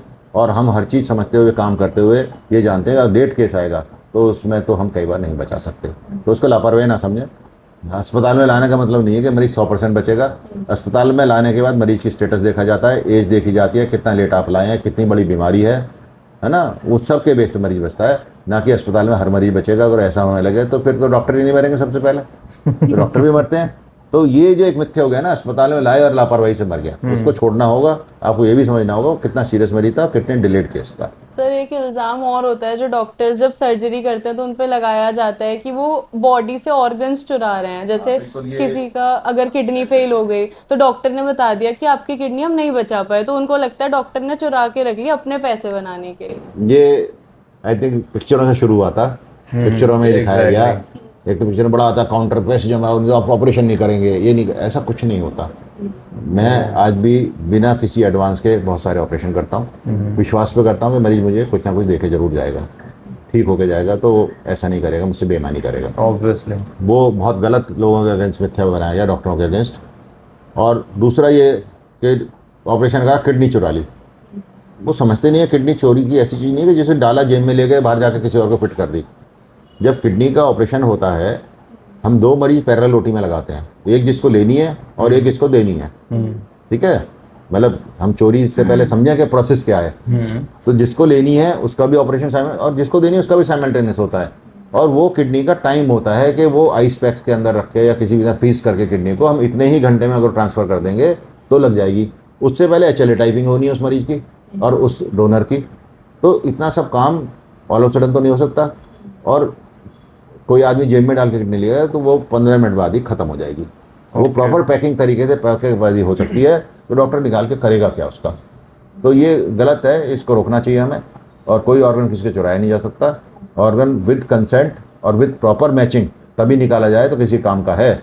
और स्पेशली रनिंग हार्ट में वो होना चाहिए। जब हम वेंटिलेटर पे हैं, ब्रेन डेड हैं, तब होता है कि आप अपना ऑर्गन डोनेट कर सकते हैं। आप ऑर्गन डोनेट कर दोनों की लाइफ बचा के, आप तो ब्रेन डेड हैं तो नहीं कुछ होगा, जो मरीज ICU में है। तो आप हम सबको रिकमेंड करते हैं ऑर्गन अपने डोनेशन की फॉर्म भरें। और एक आदमी से कम 4-5 लोगों को बताया जा सकता है हम अपनी बहुत सारी चीज़ें डोनेट कर सकते हैं। पर वो proper typing, proper blood testing और प्रॉपर रिकॉग्निशन कंसेंट के बाद ही हो सकता है। कोई किसी का ऑल ऑफ सडन चुरा के किसी को नहीं लगा सकता। और सर मोबाइल रेडिएशन से भी कैंसर होते हैं क्या? बिल्कुल होते हैं। कोई भी radiation, any radiation leads to cancer. तो मोबाइल रेडिएशन भी डेंजरस है, पर वो बहुत लो डोजेज में होती है, वो इतना कॉमन नहीं है। पर आजकल इस पर स्टडीज चल रही हैं, तो हमें कोशिश करना चाहिए कि मोबाइल पे कम से कम टाइम बात करें। हम जो लंबी 1-1 घंटा 2 गप्पे ठोकते हैं, वो मोबाइल से नहीं करनी चाहिए। मोबाइल को ज़रूरी यूज़ की समझें, हमारी लाइफ उसने आसान बनाई है, पर इसको कॉम्प्लिकेट ना करें लंबी बातें करके और सारे टाइम सोशल मीडिया पे रह के मोबाइल का मिसयूज़ ना करें। तो जो सफ़ेद चीनी है जो मोस्टली घरों में खाई जाती है, तो ऐसा माना जाता है कि जो गुड़ है वो सफ़ेद चीनी से बेटर है। तो क्या सच में गुड़ ज़्यादा लाभदायक होता है? लाभदायक दोनों नहीं है, क्योंकि चीनी नुकसान के अलावा कुछ नहीं करती, या शुगर, गुड़, कोई भी यानी शुगरी फूड। लेकिन हाँ, गुड़ में प्रोसेसिंग में केमिकल नहीं डाले जाते हैं इतने ज़्यादा। वैसे आजकल गुड़ भी साफ़ ज़्यादा होने लगा केमिकल डाल के, लेकिन पुराने ज़माने में जो गुड़ बनता था उसमें केमिकल प्रोसेसिंग बहुत मिनिमल होती थी। चीनी में फास्फोरस का और सल्फर का पता नहीं क्या क्या यूज़ होता है, तो उसमें केमिकल प्रोसेसिंग छाँटने के बाद भी रह जाते हैं, तो नुकसानदायक तो होती है। ओके, सो सर कैंसर के बारे में बात कर ली, अब थोड़ा फूड और फिटनेस के बारे में बात करते हैं। सो कोल्ड ड्रिंक्स और फ्रूट जूस मार्केट में बहुत आते हैं, तो लोग फ्रूट जूस प्रेफर करने लग गए हैं अब अपनी डाइट को कॉन्शियस रखने के लिए। तो कोल्ड ड्रिंक्स और फ्रूट जूस में से कौन सा ज़्यादा बेनिफिशियल है, या दोनों ही हार्मफुल हैं? दोनों ही नहीं लेने चाहिए। पहली बात तो जो हमारे रियल के फ्रूट जूस कहीं से रियल नहीं है, वो फ्लेवर्स और टेस्ट है ना। मैं रियल कंपनी का नाम ले रहा हूँ, वो मेरे पे केस ना कर दें, पर मेरा टारगेट है किसी भी कंपनी के जो पैक्ड फ्रूट जूस आ रहे हैं वो सब फ्लेवर और वो हैं। उनमें आप पढ़ोगे तो उसमें लिखा होता है artificial flavour, sweeteners included. Exactly. तो वो उसको डेवलप करते हैं टेस्ट को, ठीक है। लेकिन अधिकतर जो कंपनी से बने हुए जूसेस आ रहे हैं वो बेनिफिशियल नहीं है, उनमें हाई शुगर कंटेंट होते हैं। ऐसी कोल्ड ड्रिंक में हाई शुगर कंटेंट होता है, बहुत हाई। आप घर में अगर चाय बनाते हैं, शिकंजी बनाते हैं, उसमें शायद 1 चीनी में 2 चीनी डाल लेते हैं, लेकिन इनमें 5-5, 6-6, 10-10 चम्मच चीनी हो सकती है। कभी नहीं लेना चाहिए। फुल फ्रूट्स खाएं विद फाइबर, वो हमेशा बेनिफिशियल होगा। और फ्रूट्स ज़रूर लें, पर हेल्दी फ्रूट्स लें। मैं कभी आम को हेल्दी फ्रूट नहीं मानता, टेस्ट अच्छा होता है, मैं भी प्रेफर करता हूँ, पर मैं आम को हेल्दी फ्रूट नहीं मानता। हेल्दी फ्रूट है, सेब है ना, इवन बनाना है ना, और नाशपाती है, अमरूद है। अमरूद बहुत अच्छा हेल्दी फ्रूट है। फुल फ्रूट खाएं, उसका जूस ना पिएं। ओके सर, इंटरमिटेंट फास्टिंग का ट्रेंड बहुत चल रहा है स्पेशली यूथ में। तो लोग क्या करते हैं, 12-12, 14-14 घंटा खाना नहीं खाते हैं, भले ही उन्हें भूख लग रही है, उनकी जान निकल रही है भूख से, पर वो इंटरमिटेंट फास्टिंग के ट्रेंड को फॉलो करते हैं और सोचते हैं उनका वेट लूज हो जाएगा। तो क्या इसका असर उनके इंटरनल ऑर्गन्स पे भी पड़ता है? देखिए, कोई भी फास्टिंग, पहली बात तो अपनी मील को कम करने से ओब्वियसली आप कैलोरिक इंटेक कम करेंगे तो वेट लॉस होगा, लेकिन उसका तरीका ठीक होना चाहिए। आप अगर लंबे टाइम तक खाना नहीं खाओगे तो बॉडी स्ट्रेस में आ जाती है, और स्ट्रेस में हमारे स्ट्रेस हार्मोन्स होते हैं, जिसमें एक हार्मोन है कॉर्टिसोल। जब वो रिलीज होता है तो आपको एक तो नुकसान करता है, आपके पीक लेवल कॉर्टिसोल में बॉडी का नुकसान होता है। दूसरा, वो जब आप खाने बैठते हो ना, तो पिछली भूख की वजह से, उसको हाई कॉर्टिसोल की वजह से आप बहुत ज़्यादा खाना खा लेते हो। ओके। तो वो अगर आप रेगुलर मील खाएंगे, 3 टाइम खाना खाएंगे, तो वो आपका एक बैलेंस डाइट रहेगा। इंटरमीडिएट फास्टिंग बहुत ज़्यादा रिकमेंडेड कई जगह पे आ रही है, कई जगह पे इसके अगेंस्ट भी मिथ आ रहे हैं, तो फिर भी रिकमेंडेड है विद तरीका। और स्पेशली डायबिटिक को इंटरमीडिएट फास्टिंग नहीं करनी चाहिए, क्योंकि उसमें सीवियर सडन हाइपोग्लाइसेमिक चांस बहुत ज़्यादा है। नॉर्मल आदमी करे ठीक है, लेकिन सब चीज़ के पॉजिटिव नेगेटिव दोनों होते हैं। हमारा कोई भी पहले उसका पॉजिटिव मिलेगा और नेगेटिव मिलेगा। तो कम से कम मैं कहूँगा डायबिटिक लोग इंटरमिटेंट फास्टिंग ना करें। सर ऐसा क्यों कि डायबिटिक लोग ही? क्योंकि उनको सडन हाइपोग्लाइसेमिक, वो दवाई खा रखे उन्हें, हाँ। वो एच खा रखे, ओरल हाइपोग्लाइसेमिक एजेंटो खा के चले हैं Okay. घर से। अब बोले 8 घंटे नहीं खा रहे और ड्राइविंग कर रहे हैं, हाँ। तो शुगर डाउन उनका लेवल हो सकता है, और वो हाइपोग्लाइसेमिया में इवन ड्राइविंग करते हुए एक्सीडेंट भी कर सकते हैं। Okay. उनका मेंटल लेवल भी बदल सकता है। तो डायबिटिक ना करें इसको, वो शॉर्ट मील और फ्रिक्वेंट मील उनको रिकमेंडेड होते हैं। अपना ओवरऑल कैलोरी इंटेक कम करें। आप देखें क्या खा रहे हैं, किस चीज़ की कितनी कैलोरी है, एग्जैक्टली। तो उनको कम करें। अच्छी चीज़ें खाएं जिनकी कैलोरिक वैल्यू ठीक हो, उनमें प्रोटीन का कंटेंट ज़्यादा हो, उसको करें, ना कि इंटरमिटेंट फास्टिंग और इस सब को करें। सर आजकल का यूथ जो है वो मसल्स बनाने के लिए बहुत सारे मिस्टेक्स करता है, तो कुछ ऐसे मिस्टेक्स जो आप मना कर रहे हैं? 2 ही मिस्टेक हैं जो हमने पहले बात करी। एक तो एक्सेसिव यूज ऑफ जिम, हाँ। कि बॉडी को एक लिमिट तक स्ट्रेन करना चाहिए किसी भी लेवल पे। Everything in natural way is good. हम ना काम करें, सारे दिन सोएं, वो भी खतरनाक है ना। हम सेडेंटरी लाइफ अपनाएं, वो भी खतरनाक है। आप वॉकिंग करें, एक्सरसाइज एक लिमिट तक करें, और वो एक्सरसाइज योगा, स्विमिंग, साइकिलिंग वो करें जो आपको पसंद है। एक आदमी को साइकिलिंग पसंद है, ही शुड डू साइकिलिंग। एक आदमी को स्विमिंग पसंद है, ही शुड डू स्विमिंग। एक आदमी कहता नहीं मैं तो रामदेव जी को मानता हूँ, योगा करूँगा। रामदेव कोई योगा के जनरेटर नहीं है, योगा तो चला रहा है हमारे सदियों से। रामदेव ने उसको पॉपुलराइज करा, है ना। तो ठीक है, ही इज डूइंग गुड, पर उसके सारे अपना बिजनेस भी चला रहे हैं पतंजलि। तो कोई बात नहीं, जो जैसा कर रहा है। लेकिन अगर वो कोई भी एक्सरसाइज आप करते हैं तो वो अच्छे से करें, और एक स्ट्रेच तो करें, और कोई भी बने हुए आयुर्वेदिक प्रोडक्ट ना खाएं, कोई भी बने हुए किसी भी किस्म के प्रोटीन प्रोडक्ट्स ना खाएं जो हाई प्रोटीन के नाम पे बिकते हैं। नेचुरल प्रोटीन खाएं, जो भी खाएं।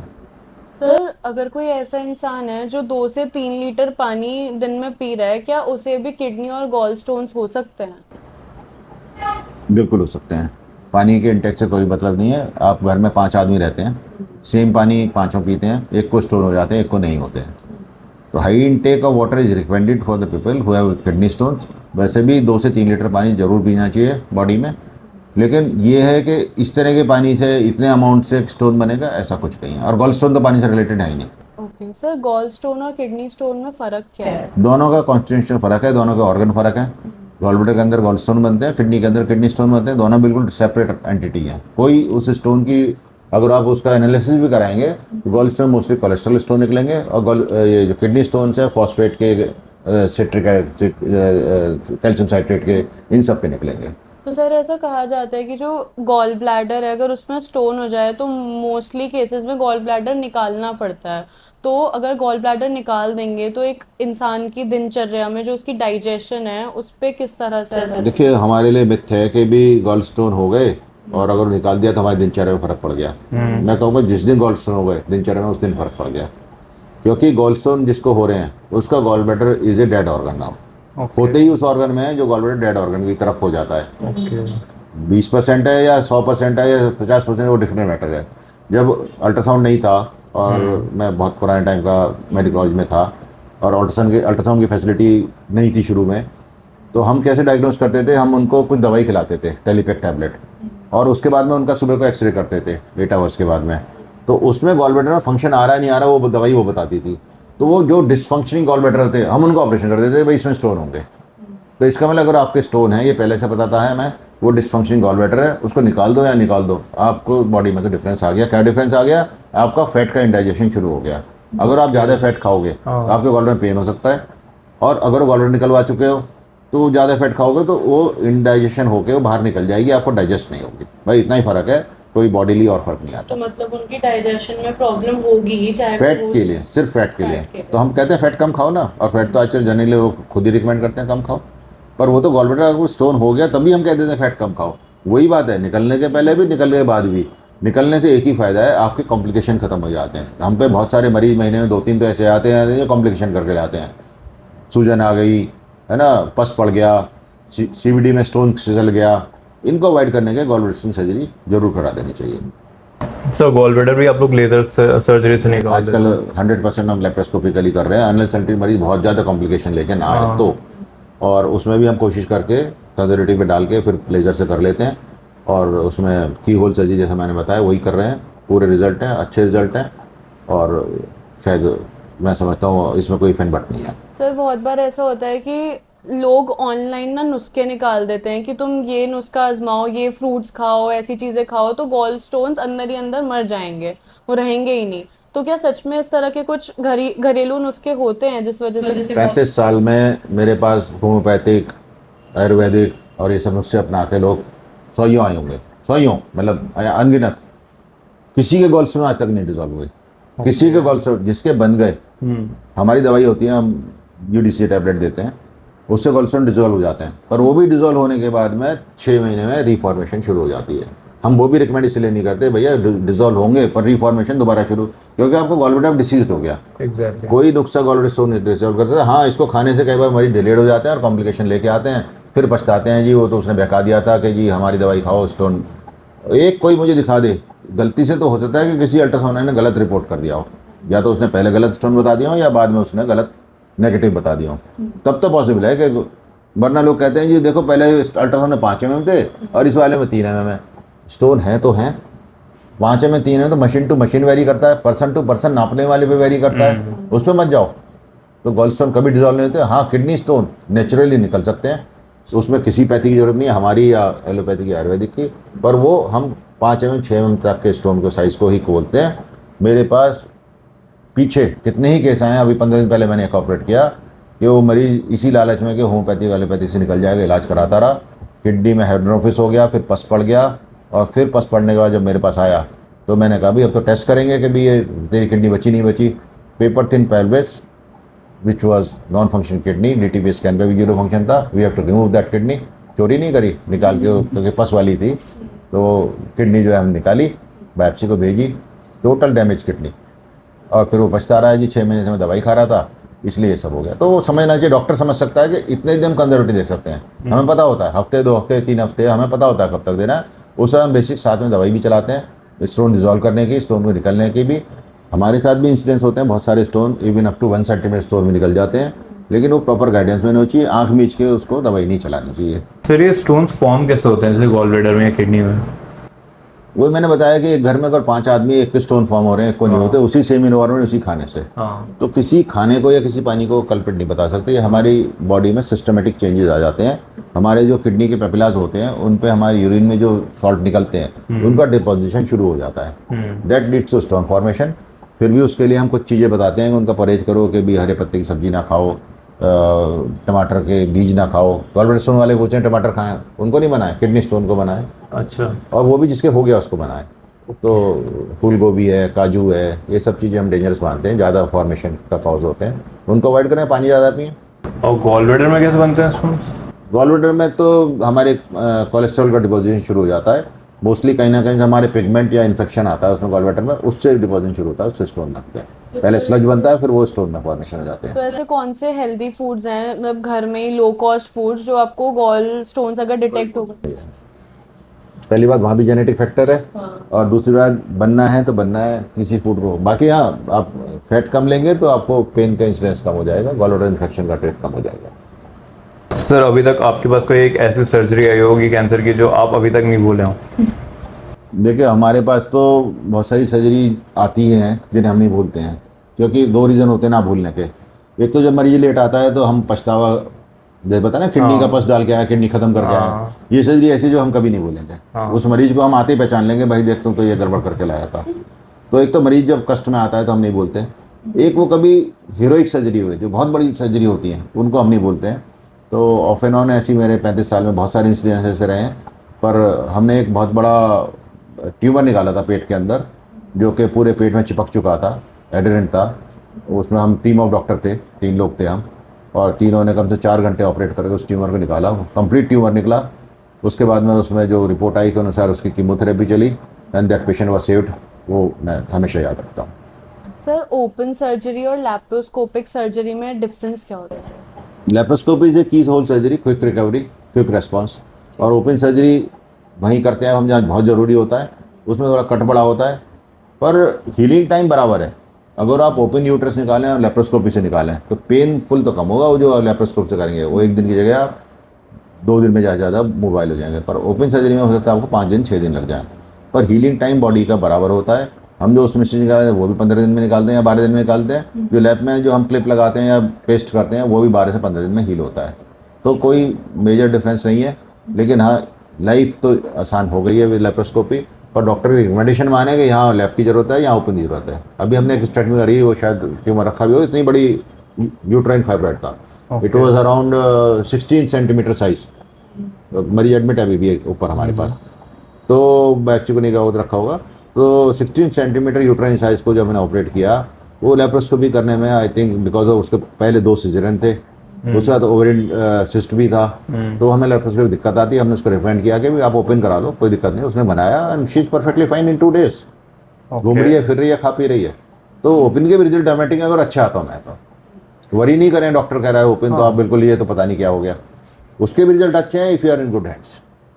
सर सर्जरी वगैरह में अभी जैसे एआई और रोबोटिक्स आ चुका हुआ है, तो एआई और रोबोटिक्स आपकी सर्जरी में कुछ हेल्प कर रहा है इस टाइम पे?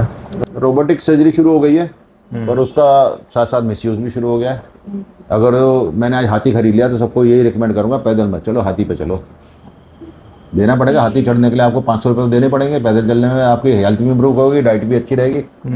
लेकिन मैंने हाथी खिलाया तो अब सबको ये हुआ हाथी भी चलना चाहिए, तो यही रोबोट का हो गया है। अब कॉर्पोरेट जो है रोबोट लगा सबको ये रिकमेंड करें गॉलब्लैडर रोबोट से करा लो, जबकि गॉलब्लैडर ओपन से ही वैसे ही होता है जैसे रोबोट से होता है, कोई डिफरेंस नहीं है। मैं अगर वो ओपन गॉलब्लैडर 25 मिनट में करता हूँ, मैं थोड़ा स्पीड ज़्यादा है कर देता हूँ अच्छे से 25 मिनट में, तो रोबोट से वही काम 1.5 घंटे में होगा। क्यों 1.5 घंटे में?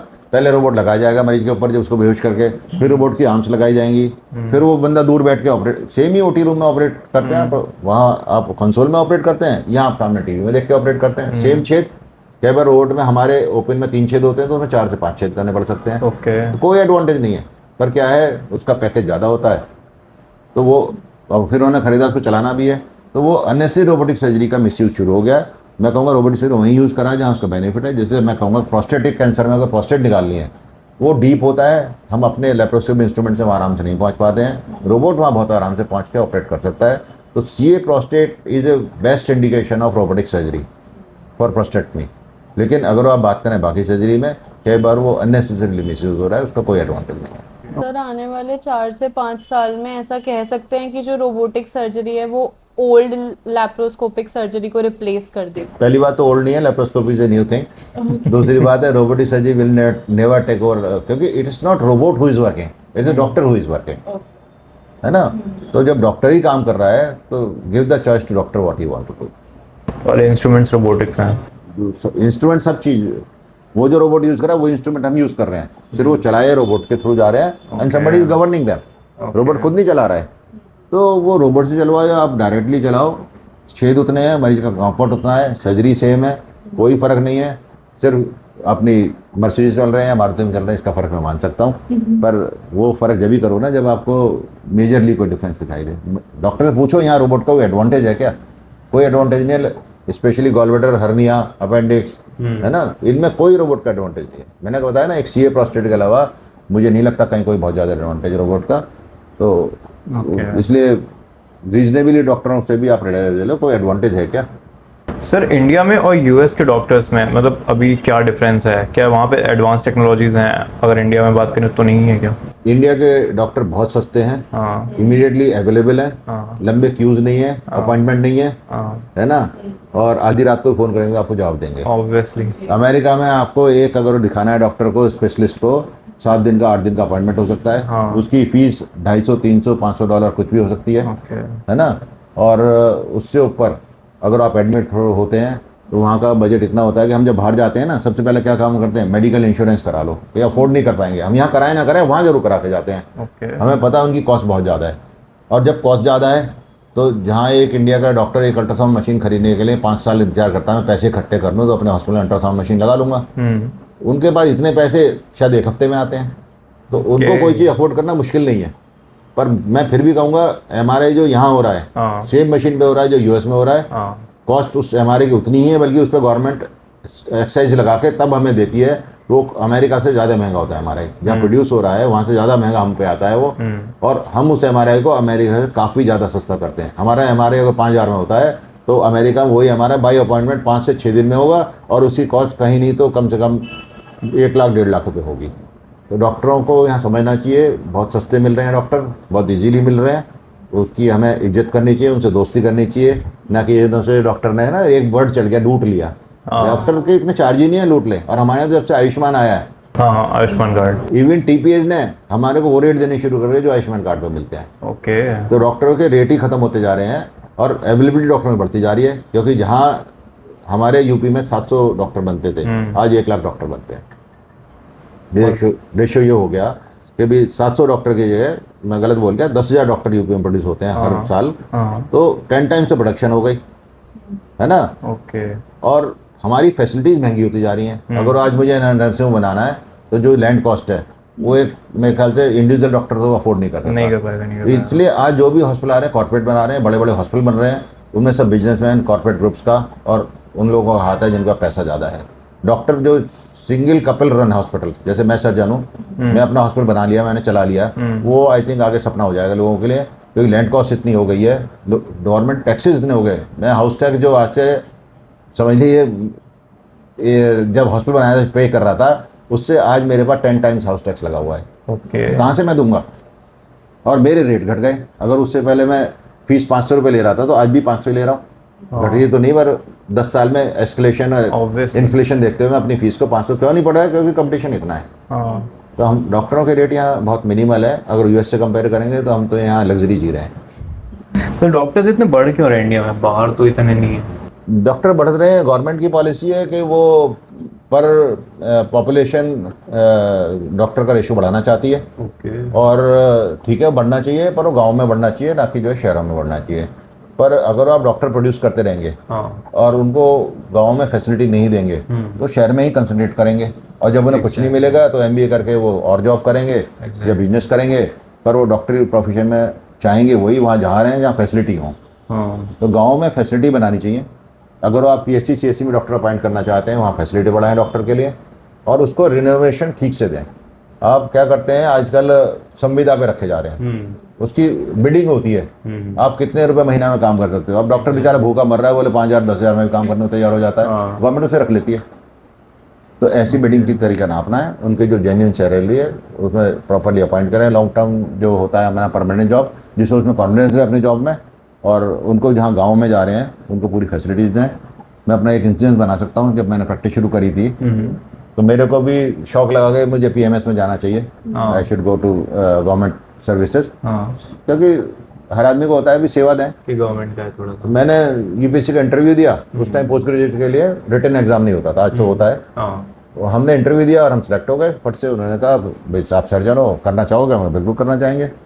तो हम तो सोच के गए थे हमें जाते ही OT मिलेगी, एनेस्थेटिस्ट मिलेगा, हम ऑपरेशन शुरू कर देंगे। पोस्टिंग हो गई अलीगढ़ में, बिल्कुल सच इंसिडेंस बता रहा हूँ। अलीगढ़ में पोस्टिंग हो गई, CMO साहब से मिले, डॉक्टर साहब सर्जन हो? मैं कहा आपकी पोस्टिंग छर्रा कर देते हैं। मैं कहा सर यहाँ डिस्ट्रिक्ट हॉस्पिटल कराओ जहाँ OT है, वो सब कुछ है। नहीं, अभी तो आप नए हो और आप छर्रा जाओ। तो छर्रा, हमने कहा ठीक है जी। अपना बैग वैग उठाया, पूछा भी कहाँ है छर्रा? बोले बाहर से बस मिलेगी, कोई कोई प्लेस वहाँ तक बस छोड़ेगी। हम पहुँचे वहाँ, बस से उतरे, पूछा जी PSC कहाँ है? बोले 5 किलोमीटर आगे। हमने कैसे जाएंगे? वो इससे आगे कोई व्हीकल नहीं है, या तो बुग्गी जा रही है उस पर बैठ जाओ, है ना, या पैदल चले जाओ। फिर बुग्गी पे नहीं बैठे, पैदल 5 किलोमीटर गए, वहाँ डिस्पेंसरी में पहुंचे PSC में। अच्छी बड़ी डिस्पेंसरी थी, एकोमोडेशन भी थी जिसमें धूल जमी हुई थी, और एक फार्मासिस्ट वहाँ पे था और एक MOIC था, वो वहाँ प्रैक्टिस कर रहे थे। हम पहले फार्मासिस्ट को उसको हमें बताना होता, हम आए हैं। तो बोले क्या करना है? भाई मरीज देखेंगे। बोले मरीज आपको दिखाएगा ही नहीं, मुझे ही दिखाएगा, क्योंकि मैं बैठा हूँ 20 साल से, आप आ जाए हो। अच्छा। हमने कहा चलो फिर भी कोशिश करेंगे। बोले अच्छा कोशिश करोगे तो मरीज देख के करोगे क्या? आप 5 दवाई से ऊपर जो भी लिखोगे ना वो मैं दूंगा ही नहीं। यहाँ आती पीछे से 5 दवाई हैं, आपको बाहर की दवाई लिखना अलाउड नहीं है, तो दवाई तो मुझे ही देनी है। आप लिखो चाहे मैं लिखूँ, दवाई तो वही रहनी है। और फिर डॉक्टर साहब देख लेना रात को यहाँ सेफ नहीं है। पीछे एक डॉक्टर साहब आए थे, उनका मर्डर हो गया क्योंकि उन्हें एमएलसी करने से मना किया था। तो देख लेना कि आप अपनी सेफ्टी खुद बना के चलना। मैं कहा चल वो भी बना लेंगे पर कमरे की सफाई तो करा दे। कहता आज तो स्वीपर चला गया, कल देखेंगे। खुद ही झाड़ू लगाई, कमरे में रुके, अगले दिन 1-2 दिन मरीज देखे, समझ में आ गया भी काम नहीं चलेगा, छोड़ के आ गए। आज भी मेरे पास उनकी वो किताब बनती थी गवर्नमेंट की, आज भी रखी है। मेरे पास 2-3 लेटर भी आए, मैं कहा जी मैं नहीं आ पाऊँगा, जो स्थिति है। तो इस चीज़ को गवर्नमेंट देखे कि डॉक्टर एक रेपुटेड प्रोफेशनल आदमी है, उसने भी मेहनत करके, एक इंजीनियर आता है उसको 1 करोड़ का, 50 लाख का, 25 लाख का, मैं कह रहा हूँ कुछ भी पैकेज तो मिलता है। एग्जैक्टली यहाँ तो 20,000, 25,000, 50,000 की नौकरी मिलती है और ये हालत मिलती है। तो कैसे आप डॉक्टरों को बदनाम कर सकते हो? डॉक्टर गाँव में काम नहीं कर रहे हैं। सरकार को सोचना चाहिए, डॉक्टर के लिए फैसिलिटी डेवलप करें, उनको प्रॉपर सैलरी दें, वो जरूर गांव में जाएंगे। नंबर बढ़ाने से डॉक्टर कभी इंप्रूव नहीं होगा। तो मतलब instead of increasing seats in like government पहले फैसिलिटी बढ़ाए। ओके, अब वो बिल्डिंग बना देते हैं, पीएचसी मैंने बताया ना, वहाँ घर भी थे, 2 रेजिडेंस थे, अच्छा वो था, ओटी थी जो खाली पड़ी थी, जंग लगे थे, इसमें इक्विपमेंट नहीं थे, एनेस्थेटिक फैसिलिटी नहीं थे। अरे भाई ये सब नहीं करोगे तो कैसे ऑपरेशन होंगे वहाँ पे? एग्जैक्टली। तो बिल्डिंग क्यों बना देते हैं? क्योंकि बिल्डिंग में कहीं ना कहीं उनको फायदा होता है बनाने में। हर लेवल को फायदा होता है हर आदमी को। तो बिल्डिंग ही से कितनी बनवा लो, है ना। बिल्डिंग बनाने के बाद डॉक्टर अपॉइंट करने में सोचते हैं वो फ्री में मिल जाए। तो वो जब डॉक्टर फ्री में नहीं मिलेंगे तो बिल्डिंग खाली रहती है, उनको सुविधा नहीं देंगे, डॉक्टर वहाँ जाते नहीं हैं, काम नहीं कर पाते हैं। तो गवर्नमेंट अपनी सोच बदलनी चाहिए। हमने लोगों ने कहा था गांव में डॉक्टर नहीं जा रहे हैं, सीएचसी पीएचसी में, हेडक्वार्टर के लेवल हमारी बात हुई थी। तो हमने कहा जी मैं 1000 डॉक्टर की लिस्ट आपको भेज रहा हूँ जो गवर्नमेंट में नौकरी करना चाहते हैं, इन कंडीशन के साथ भी। आप उन्हें अपॉइंट करिए। उन्होंने वैकेंसी नहीं निकाली, वैकेंसी ही नहीं निकालते हैं। वो चाहते हैं संविदा पे रखते रहें, और वो भी बहुत रेयर निकलती है। अगर 50 डॉक्टर वैकेंसी है तो 10 की वैकेंसी निकालेंगे। तो ये जो चल रहा है सिस्टम थोड़ा सा चेंज होना चाहिए। लोग सस्ते के नाम पे मेडिकल प्रैक्टिस में, मेडिकल सर्विसेज में कॉम्प्रोमाइज़ ना हो। सस्ता नहीं, अच्छा होना चाहिए, विद फुल फैसिलिटी होना चाहिए।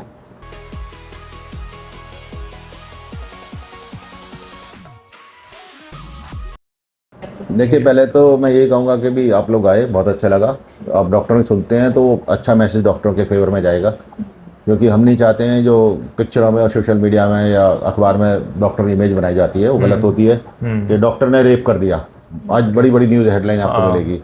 हम जब आईएमए के थ्रू उसको इन्वेस्टिगेट करते हैं तो डॉक्टर ही नहीं होता, क्योंकि यहाँ तो हर झोला छाप अनक्वालिफाइड आदमी डॉक्टर है। एक हमारे 5 दिन जो रिक्शा में मरीज छोड़ता है वो कल को डॉक्टर बन जाता है गाँव में जाके।